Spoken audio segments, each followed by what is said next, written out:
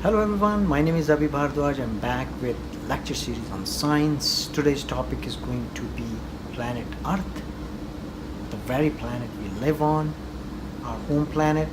It's one of the most, um, you know, um, one of the most interesting topic for me because when we talk about planet Earth, it's not only one of the most beautiful planet when you look, say from your satellite images to when you look at the pictures which are taken from moon, for instance. But it's beautiful because it's the only planet where we have water and we have life, and there's no other planet known to mankind yet where life exists.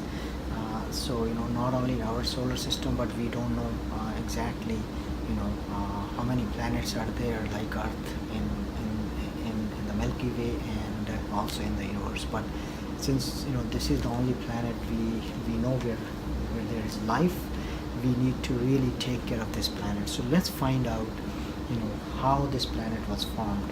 So when you go back in history, about 4.6 billion years to be precise, there was solar nebula at the time. No planets, no sun existed, and from that solar nebula, all the planets were formed. First of all, it was sun. So biggest gravitational pull was due to the sun. So sun was the first one which took most of the material out of that solar nebula, and then other planets were formed from the remaining disk which was left, so including our Earth. And Earth was in the beginning, so all the hydrogen and helium was sucked out of this planet, so it was left only with the rock. So it was a rocky planet, I would say. All the dust particle which formed it formed crunched together to make it a rocky planet, and there was no water at the time, so water came later on this planet. So this was a rocky planet in the beginning, and so as the time progressed, and actually I just want to talk about the Earth's history. So when you study Earth science, for example, it's divided into 4 eons, and those were called Hadean, Archean, Proterozoic, and Phanerozoic.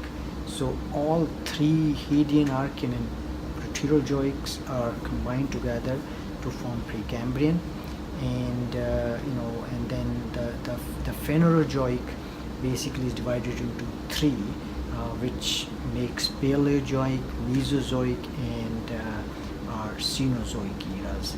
And so basically, when you look at the Paleozoic era, that's where the most of the life started appearing. So animal life, I would say, started appearing during that time, both in the sea and on land.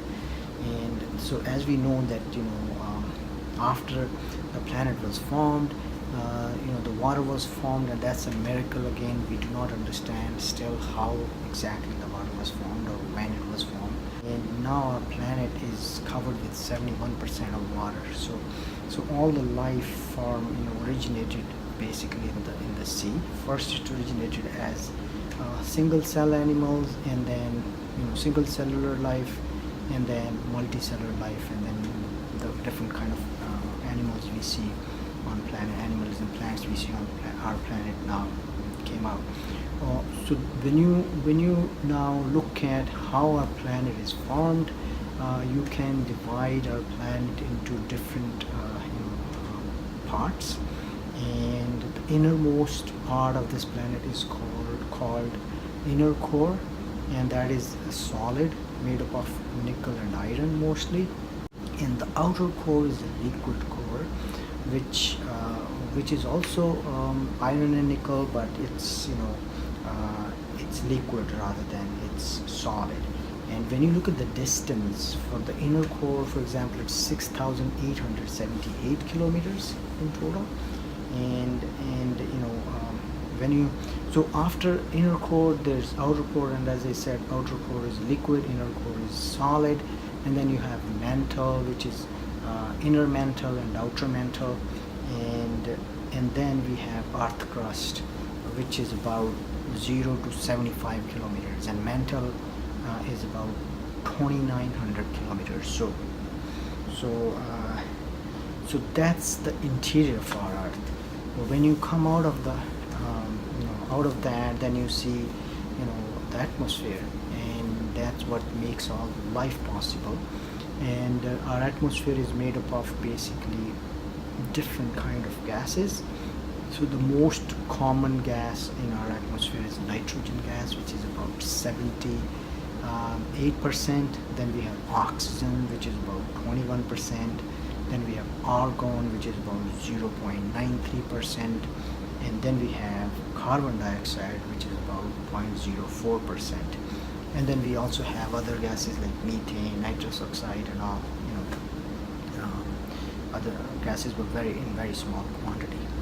So that's our atmosphere, and mainly the oxygen in our atmosphere comes from the plants. So plants produce, when they during the photosynthesis, they take the carbon dioxide and they produce oxygen.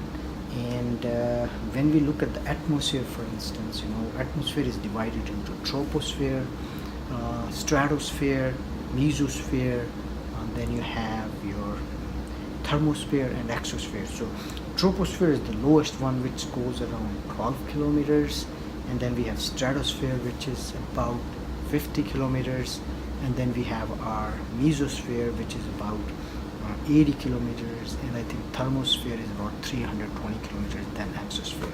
So this is kind of, this sums up what our planet is made up of and when it was formed.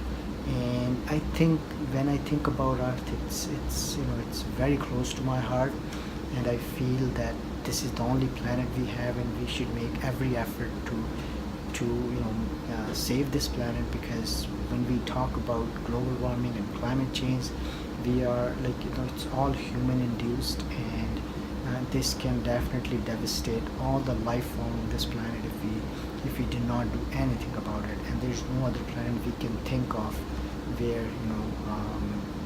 where we can move. So this is the only planet we have, and we should make every effort to keep this planet as clean as possible, because if we do not take care of this planet, then probably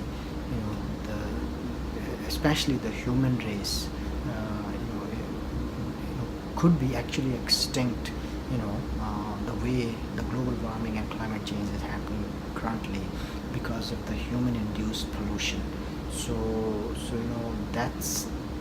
I think those are the things I wanted to talk about in this lecture. Thank you for watching.